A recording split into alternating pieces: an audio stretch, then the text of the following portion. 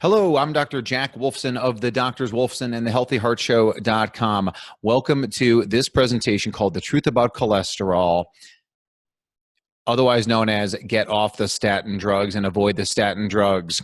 What I'm going to talk about are several things in this presentation. You're going to love it. Got all the science, got all the references in here. We're going to talk about how coronary artery disease is the #1 killer. We're going to talk about what cholesterol is and why it's so beneficial. We're going to talk about advanced lipids such as LDL particle numbers and sizes and HDLs and LP little a and triglycerides and all the things you know when it comes to need to know when it comes to healthy cholesterol levels. We're going to talk about nutrition for healthy lipids, lifestyle for healthy lipids, and then finally evidence-based supplements and a supplements protocol that is what you need to do to make sure that we get your lipids perfect. And we're going to try and get them perfect for you because everybody's different and everybody has their perfect, what I would say is cave person cholesterol. So tune in and we're going to figure out yours. Just as a little refresher as to who I am a board-certified cardiologist. I spent 4 years in osteopathic medical school like my father before me, 3 years of internal medicine, 3 years of cardiology, of which I was the chief fellow in 2002. For 10 years, I practiced in the largest group in the state of Arizona. I was the chairman of the Department of Internal Medicine, director of cardiac rehab, and recognized as one of Phoenix, Arizona's top docs in 2011. In 2012, my wife and I opened up the DoctorsWolfson.com and also Wolfson Integrative Cardiology. I've been recognized as the top holistic MD in the Phoenix area and also one of Dr. Joshua Axe's top 50 functional medicine doctors.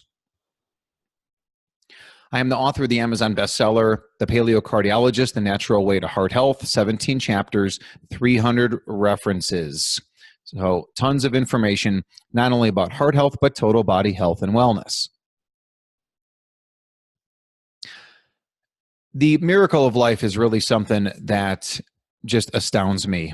How the sperm and the egg come together, where the sperm and the egg even come from, how that even manifests itself. They come together and they form a one-celled organism, one-celled life form. And that one cell turns into 2 and 4 and 8 and 16 and so on and so forth until you have a beautiful, beautiful baby. And that baby grows and it becomes a young child and then a young adult and then an adult. The miracle of life of what we are is beyond comprehension. Where does the pharmaceutical industry come into this miracle? Where does this top 10 list of pharmaceuticals come in with the blood pressure drugs and the statin drugs? And then when you take those, you develop high blood sugar, so now you need metformin. Your digestion becomes poor, so now we need to add on a reflux drug like omeprazole. And all this influences thyroid health, so now our thyroid goes out and we need thyroid medication. And our immune system is out, and there's the antibiotics. And then finally, when we're feeling our absolute worst, now we have the pain pills to a tune of 120 million prescriptions every year. And these are people that are living and they're driving on the roads with us and our families. Over 120 million prescriptions, generic filled in the United States alone. This is an abomination, a travesty, however you want to call it, however you want to describe it, that's what it is, and it needs to stop. And I'm going to be part of that solution, and so is my wife, the Doctors Wolfson. Now, the world I come from is the world of coronary artery disease. So much sickness, so much that I've seen. The widowmaker coronary artery that has led to so many deaths. But I'm different from other cardiologists because they think that this is from a lack of statin drugs. They think that this is from genetics. They think that this is a cholesterol problem. I'm going to share with you the real causes today, and then we're going to come up with some real preventive solutions naturally. Now, the cardiologists are installing millions of stents per year, and this is just going and going up. What I would say about stents is that they're almost always preventable, and very often these procedures are unnecessary, and I document that in my book.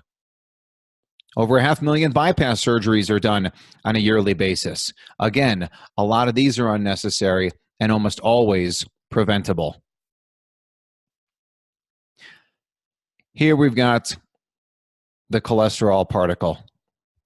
The cholesterol particle, that scary thing that we've all been taught is bad. If I say the word cholesterol to you, think about it. What comes to your mind? Oftentimes what comes to people's mind is heart attack, stroke, cheesy, plaque, blockages. But cholesterol is so much different than what you think, what you've been trained to believe. Cholesterol is only carbon, hydrogen, and oxygen. Just those three atoms aligned in a certain way to allow for all the amazing benefits that cholesterol has. Cholesterol forms a large part of our cell membrane. The cholesterol is part of the cell membrane that keeps things inside the cell that belong and keeps things outside the cell that don't belong. How cells interact with each other is dependent on cholesterol.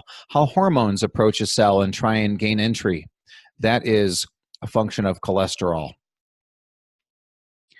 Very interestingly enough, back in the spring of 2018, it was published that cholesterol is in charge of letting carbon dioxide out of the cell. So what that means is that as the cells breathe, the mechanism of the cell to produce energy, the byproduct of that, or one of the byproducts, is carbon dioxide. And we know that carbon dioxide leaves the cell, gets into the bloodstream, and then we exhale it out of our lungs. Well, what if the carbon dioxide cannot get outside of the cell because there's not enough cholesterol in that cell membrane? Because as the article in 2018 was shown, that cholesterol is necessary in the cell membrane to get the carbon dioxide out of the cell. It's no surprise that Dr. Dwayne Graveline, NASA astronaut, pretty smart dude, also a medical doctor, wrote Lipitor, Thief of Memory. It was published in 2002, an article showing that statin drugs can impact the brain cell membranes, cholesterol. So it's no surprise that statin drugs are linked to brain disorders. Now, cholesterol is very important for digestion as well. Cholesterol is made in the liver, put into the bile, and then to the gallbladder. And the gallbladder squeezes the digestive juices containing cholesterol and bile acids onto our food to break down the fat to allow its absorption by other enzymes. Sounds pretty important. Cholesterol forms our sex hormones. Cholesterol becomes progesterone, estrogen, testosterone. Also cortisol for our energy coming from the adrenal. Once again, cholesterol shows itself as being extremely important and critical to life itself. The sun converts cholesterol into vitamin D. Cholesterol is coursing through the skin as its precursor called 7-dehydroxycholesterol. When the sun hits it, it turns it into vitamin D. If the sun doesn't hit it, it's excess cholesterol, and therefore we have low vitamin D. So, as I will say several times throughout this presentation, get plenty of sunshine. Low vitamin D is linked to everything. Linked to everything. We've got to get plenty of vitamin D coming from the sun. You name it, vitamin D is a problem when it's low. We need to make it high and do so with the sun. Vitamin D receptors are located everywhere, further highlighting the importance of vitamin D from sunshine production. Now, vitamin D can come in a capsule, it can come in a liquid form, but vitamin D is best from the sun, number one, and number two, from eating animal-based foods. Mushrooms have a small amount of vitamin D as well. One thing that's very important is the concept of telomeres, those end caps that keep our DNA young. Well, high vitamin D is linked to longer telomeres. So there's no doubt that sunshine exposure, therefore high vitamin D, means longer life. And once again, it is the cholesterol that is struck by the sun to turn into vitamin D. Nature works in amazing ways. Help me, I'm drowning in cholesterol. I'm the human heart, and I'm drowning in this sea of cholesterol. This is a problem, right? This is what we've been told. Well, actually, I want to talk about what cholesterol is and how it's made. If we take our food and we break it down into fats, carbs, and proteins, that eventually becomes a small molecule called acetyl-CoA. And that acetyl-CoA is very, very important and very necessary as it goes into the energy cycle to become ATP and to generate intracellular water production. We all know that, but acetyl-CoA can take a different path. Acetyl-CoA can actually become cholesterol and does become cholesterol in so many circumstances.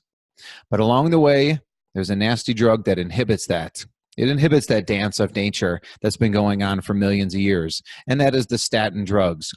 The statin drugs inhibit cholesterol formation and all of the other things that are important along the pathway. Bisphosphonates for osteoporosis also interfere in that pathway of cholesterol production. But there's some also very important players as well here, things like dolichol, which is so important for brain function in the substantia nigra of the brain. Ubiquinone as well, CoQ10, is part of this entire pathway, and that is why statin drugs reduce CoQ10 levels by up to 40%. Now, the composition of a coronary plaque is actually something that's very dynamic, very, very unique. It is so much more than the cholesterol that is there. And the cholesterol is there as a bystander. It's there to help out. It's there to help put out the fire. It is not the cause any more than a fireman's hose is the cause of your house burning down. Cholesterol is part of the repair crew, along with other things that are there, like immune fighting cells. And then once all this immune activation happens, we're also getting a lot of inflammation, and we don't get good healing. And then we have an unstable plaque, and then that can lead to heart disease. But there's so many more things in this plaque than cholesterol. Now, we do know that serum cholesterol, as measured in the blood, is actually a poor predictor of who lives and who dies. From the Mr. Fit trial back in the 1970s, they looked at 350,000 men. And what they found is that a cholesterol level between 160 and 260 did not have any effect on all-cause mortality. Now, in the very high ranges of cholesterol, the chances of dying goes up. But in the very low levels of cholesterol, below 160, the chances of dying goes up as well. Again, there are many, many factors that come into play when it comes to sickness, health, who lives and who doesn't. Cholesterol has a very, very tiny predictive value, if any at all, in this whole story. In fact, Michael DeBakey, the most famous surgeon in the history of the world, he was a famous cardiovascular surgeon. He looked at 1,700 patients and he said there's no correlation between cholesterol levels and heart disease.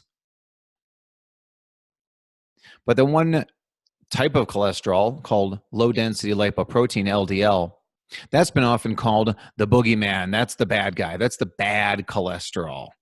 Yet if it's so bad, why does our body produce it? Why do all mammals produce LDL particles? I like to think of that all-important LDL as a bus. The LDL bus takes off from the liver and delivers its passengers around the body. Who are the passengers on that LDL bus? Well, one thing is the apolipoprotein B, ApoB particle, that is very important in directing where the bus goes and interactions between the LDL and other LDLs and the rest of the body for that matter. Other passengers on the LDL bus include cholesterol and phospholipids and fat-soluble vitamins. Triglycerides are on that bus for cellular energy. CoQ10 is on that bus. Things we don't even know about are on that bus. Other things that are antioxidant, anti-inflammatory are on the LDL bus. Now, oftentimes cholesterol, as LDL, is reported as LDL-C. the total volume of LDL in any given amount of blood. And that LDL-C actually is not a very good predictor either, because the original AFCAPS trial, which was a 5-year study on cholesterol, showed that really no matter what your LDL was, your event rate didn't change. And by event rate, I mean heart attacks and strokes. Interestingly enough, is that it was very clear that no matter what your LDL was, there was no difference in mortality. And that was a very large trial. In fact, it was found from a recent study out of China, where they looked at older people in China, that the people with the highest levels of LDL had the lowest chances of dying. That's pretty important and good information to get out there. In fact, another study that was done by Ufrevznikov showed that high LDL is linked with lower mortality in most people over age 60. Do not fear the LDL. What we're trying to do is make your LDL as good as possible. Now, what really matters is the type of LDL that's there. Are they large or are they small? So, two people can have an LDL-C or an LDL concentration of 130 milligrams per deciliter. But that 130 can be different because of different particle numbers and particle sizes. So one person can have a total volume of 130, and that could be filled with large, buoyant, fluffy particles. Another person can have an LDL-C concentration of 130 milligrams per deciliter, but a very small, dense, damaged LDL particles. That's what we need to measure. That's 21st century medicine. I like to call this the Tim Russert syndrome. If you remember back to the weekend political news anchor, he was on statin drugs. There's no doubt they had his LDL concentration down very low, but it was all made up of those small, dense LDL particles. You can rest assured. Now, HDL is a very important particle as well. We all know that. HDL contains an ApoA as opposed to the ApoB on the LDLs. ApoA is found on the HDLs. And on the inside of the HDL, once again, are things that travel around the body to deliver what is necessary. The LDLs take off and they deliver passengers cholesterol, say to the testes or to the ovaries. When they need cholesterol, the testes and ovaries call out, send down more cholesterol, and that LDL bus takes off and drops off its passengers. The HDL bus travels around the body and picks up the passengers where they're no longer needed and bring them back to the liver for reprocessing. It is that simple. Now, one thing that's important as well, and I think really the future of a lot of integrative cardiology, is HDL function. Because just because your HDL levels are very high, it may not be a good thing. And it may be a sign that your body is producing a lot of HDLs because it recognizes that the ones that it's making aren't doing the job, and therefore we need to produce more. So once again, live the lifestyle, eat the right foods, and we'll get the HDL where it needs to be. Because the HDL has so many different functions, what are called pleiotropic effects.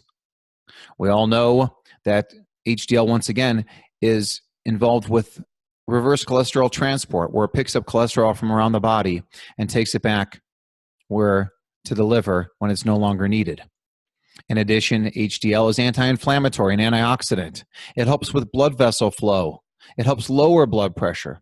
It even helps the pancreas to secrete insulin. Finally, it is a large part of the immune system and also helps prevent blood clots. What's inside that HDL particle, as we said? Many different things. Lots of anti-inflammatories, lots of antioxidants, lots of immune boosters, and of course, items that help to bring cholesterol back to the liver for reprocessing. Triglycerides are another molecule that's easily studied. Triglycerides have a glycerol backbone along with 3 fatty acids. That's the triglyceride. And what it is that they are the energy storage form of fats, and they circulate around the body. But the more circulating triglycerides going around, it's a sign that you are at increased risk for cardiovascular issues. And I think that the data is very clear that this is from high carbohydrate and high sugar intake, leading to high triglycerides. Another very important particle that we like to measure is called the Lp(a), or lipoprotein A. It's very similar to the LDL particle, but it has an extra protein structure on the outside surface. And when your Lp(a) levels get very high, it is clearly an increased risk marker for cardiovascular disease and even death. ApoB, ApoA is the most predictive marker, as described back in 2004 by Dr. Youssef in the journal Lancet. The higher your ratio of ApoB, ApoA, the higher your risk. It is a linear fashion, so we want to keep that ratio nice and low by keeping the ApoBs low, the ApoAs high, and we can do it naturally and successfully without the use of statin drugs or other pharmaceuticals. So we check in my office the most advanced lipid particles in the world. We look at things like ApoB, ApoA, and then that ever important ratio, ApoB, ApoA1. We check for triglycerides, and we check for Lp(a) on everybody, every time. Now, we do a lot more in my office. We do a lot more markers of inflammation, oxidative stress, immune activation. We do a lot of different things in our office that help lower your risk of cardiovascular disease. So what I'm all about is, what is your caveman cholesterol, your cave person cholesterol? If you were walking around on Earth years ago, what would your numbers be? That's what really matters. We try and find the perfect level for you. Now, this depiction here, this is a man on the screen. This is not where we want to be. We reached our pinnacle of evolution years ago, and this clearly, far to the right, is not it. This man is obese. This man has sleep apnea. This man is diabetic. This man is not long for the world. We have really tainted what history was and what we were 10,000 years ago. The Doctor's Wolfson Paleo Pyramid is our nutrition plan to all things health and wellness. At the bottom of that pyramid are vegetables, vegetables, vegetables, vegetables. After that, meat, turkey, chicken, seafood, eggs, avocado, coconuts, olives, nuts and seeds, and fruit in season. It's very important to get the spices into your diet. Lots and lots and lots of spices. Spices spice up your life in so many different ways. So do fermented foods with good pre and probiotics. We get the organ meats that our ancestors used to eat. Our ancestors actually preferred organs to the filet or to the ground beef or to the other muscle meats. They knew the nutrition was in the organs, yet we have lost our way. Quality water, of course, is very important in this plan. But now we want to make sure everything is free-range, grass-fed, organic, and local. That's really important. Free-range, grass-fed, organic, and try and do local whenever possible. But you had heard dietary cholesterol was bad.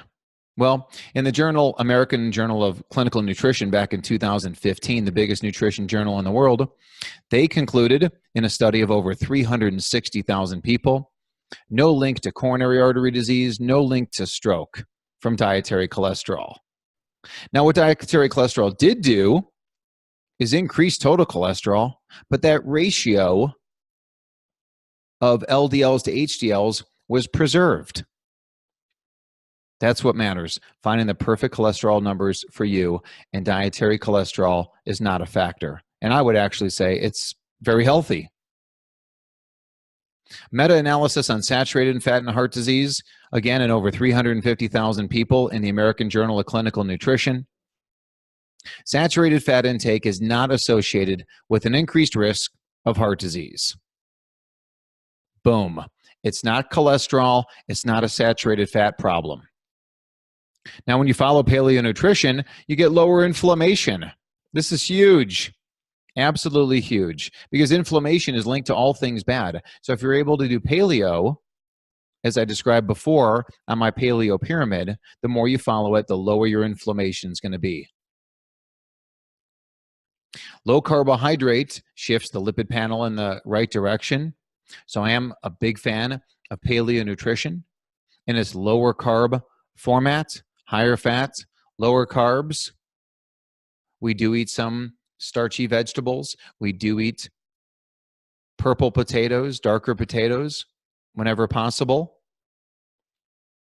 But the majority of our food, of course, are green leafy vegetables, eggs, nuts, seeds, avocados, wild seafood, and grass-fed beef. Wild salmon, sardines, anchovies, shellfish. Does some great things for the lipid panel. So there is something called National Liver and Onions Day. I've never really celebrated, although we kind of always celebrate it. When you take in higher saturated fat, you get a higher HDL and higher ApoA1. This is good. Sat fat in this scenario is good. The journal Lancet actually published a study condemning high carbohydrate intake and linking it to a higher risk of total mortality, significantly so.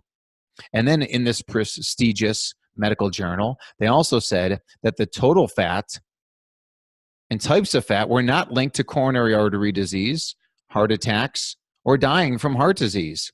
And what they found is that the higher your saturated fat intake, the lower your risk of stroke. Higher sat fat, lower risk of stroke.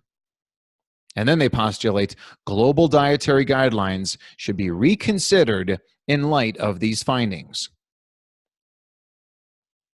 Another study published from the Department of Nutrition at Harvard School of Public Health, where they looked at over 40,000 men, followed them for 14 years, and they concluded that fat intake had no effect on stroke. Fat intake had no effect on stroke. And once again, previous studies have shown saturated fat, when it's high, equals lower risk of stroke. Fat is very, very, very important for brain function. Don't forget that fact, please. If you did forget that fact, you need more fat in your diet. An interesting study published back in 2014 in the journal Lipids in Health and Disease found after 2 weeks on paleo, improved leaky gut, while on the Dutch diet, saw increased intestinal permeability. That would be bad. The Dutch diet is similar to Mediterranean. Follow paleo, heal the gut. Of course, breast milk is loaded with saturated fat. Breast milk is loaded with cholesterol. That's how babies form their brains. A chicken comes to life by digesting the cholesterol inside of the cocoon known as an egg. Go ahead and eat eggs. Nurse your babies. There's a gentleman who came to see me years ago. He was over 500 pounds. And he was going to have gastric bypass surgery. And I said, I'm here, you're here for me to evaluate you for gastric bypass surgery.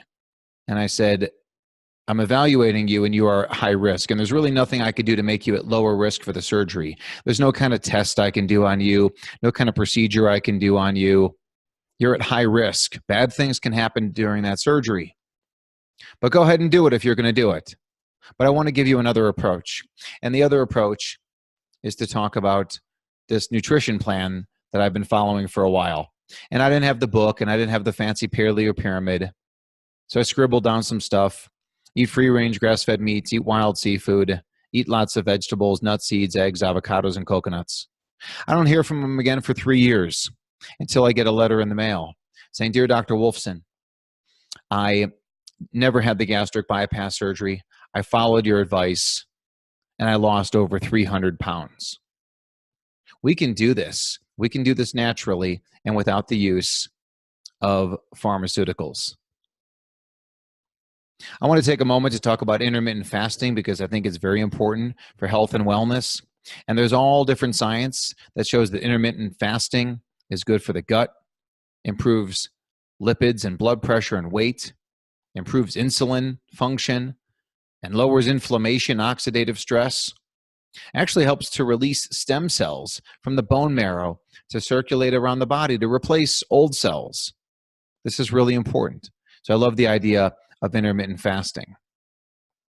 And the literature shows that, once again, how HDL is improved, LDL is improved, blood pressure is improved when you follow fasting protocols. And there's more data, once again, on how when you restrict the time schedule of when you eat to about 18 hours of fasting with 6 hours of meals, you improve blood sugar, blood pressure, and inflammation. So one thing that I like to do is to do a 36-hour fast, where Saturday night I have a nice paleo meal, and then Sunday all day, all afternoon, all evening, and all night, I only drink water. And then I wake up Monday morning and I have a greens drink. Spicing up your cholesterol numbers are really important. That's why we created a post about 10 spices to heart health. And then we did another 10 spices for heart health. Things like ginger and black cumin and oregano and celery seed and thyme and garlic and turmeric and capers. Things like that are fantastic for your cholesterol. So open up that spice drawer and dump it into your food. Dump it into your salad dressing. Make your own salad dressing. And I have that recipe on our website, thedoctorswolfson.com. Could sunshine lower cholesterol? We talked about this before, how cholesterol is coursing through the gut. The sun hits it, it turns it into vitamin D.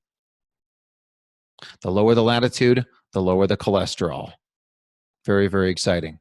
The closer you are to the equator, the lower your cholesterol. More sunshine equals lower risk of death. Lower risk of death when you're closer to the equator and when you get more sunshine.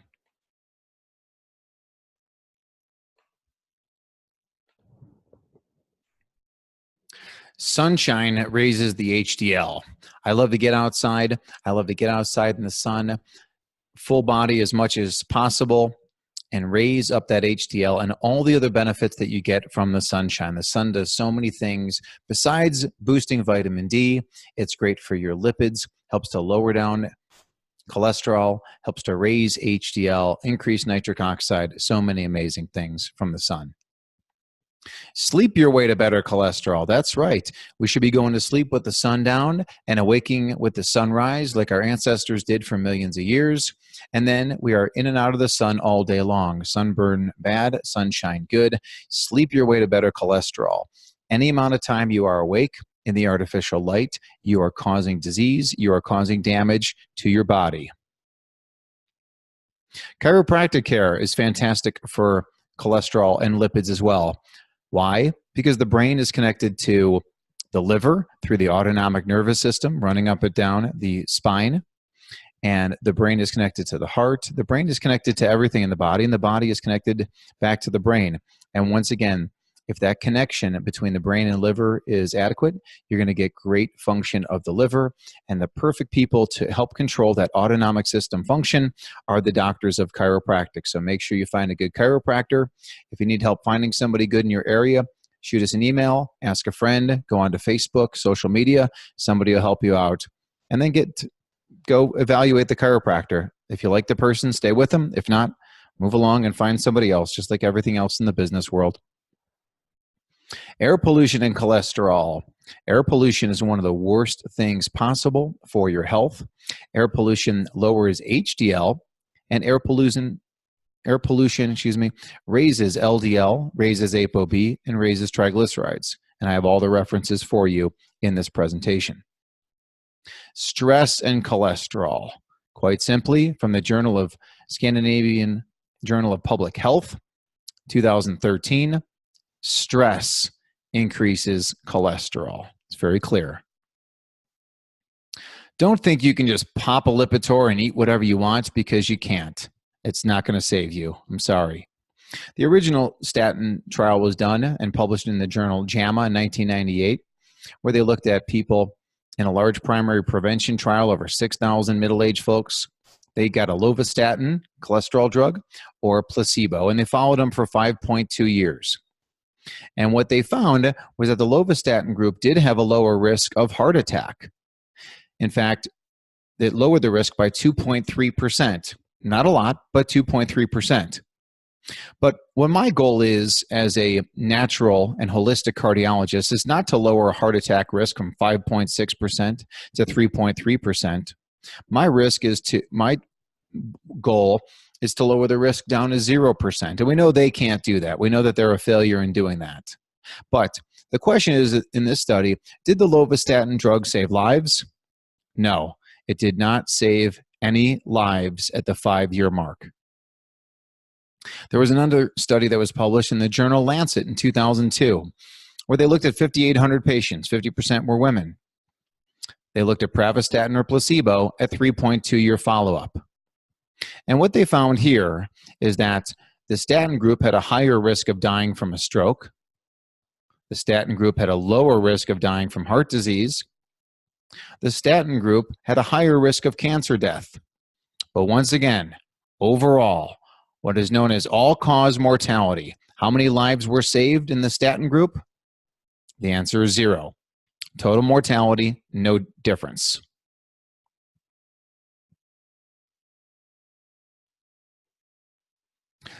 Finally, the ALL-HAT trial was produced and published in the journal JAMA 2017. And what they found in the group older than age 65, those people who received a statin versus placebo were at 18% higher risk of dying.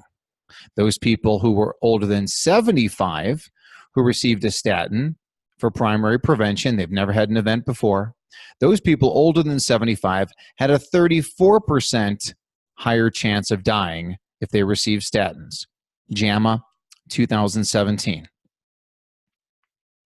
Now, the LDL receptor is a very interesting thing because the LDL receptor is the catcher's mitt on the liver that pulls in old LDL particles. That is its job. And a good functioning LDL receptor does that.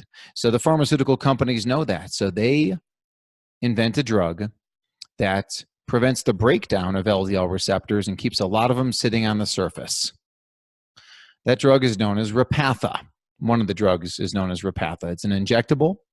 It dramatically lowers LDL cholesterol numbers.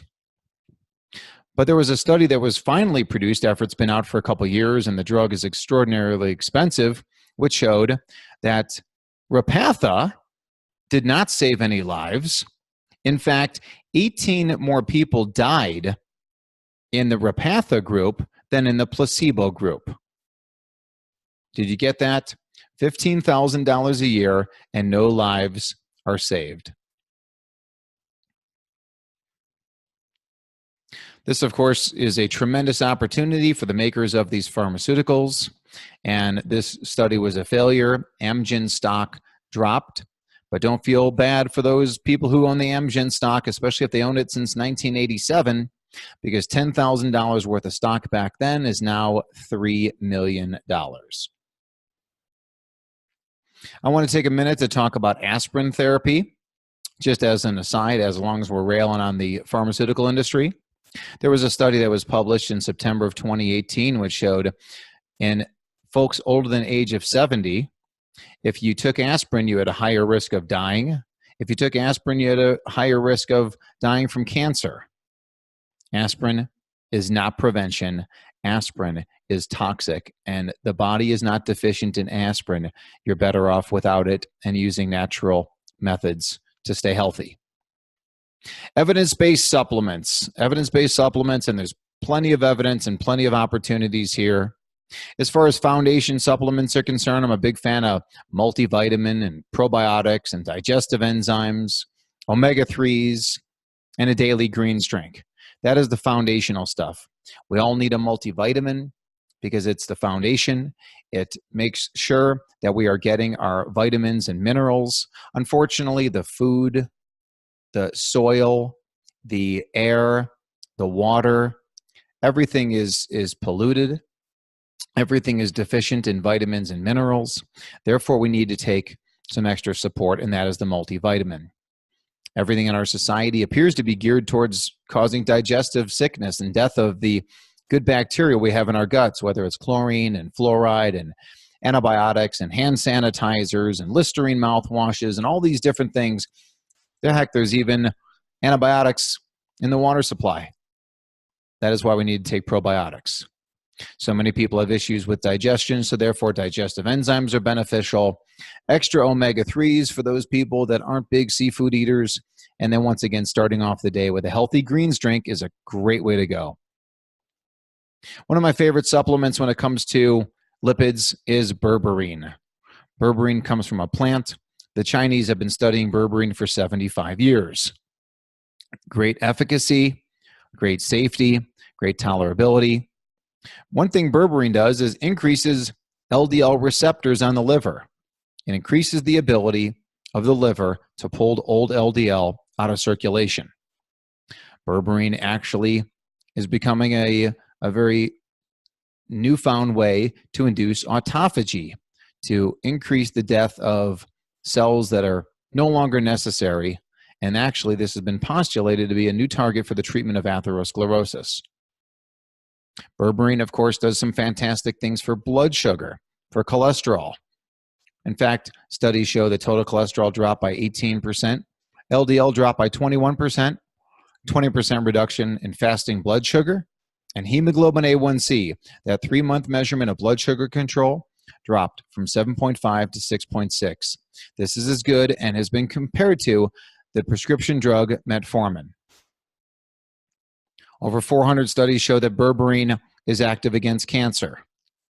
Berberine has been studied in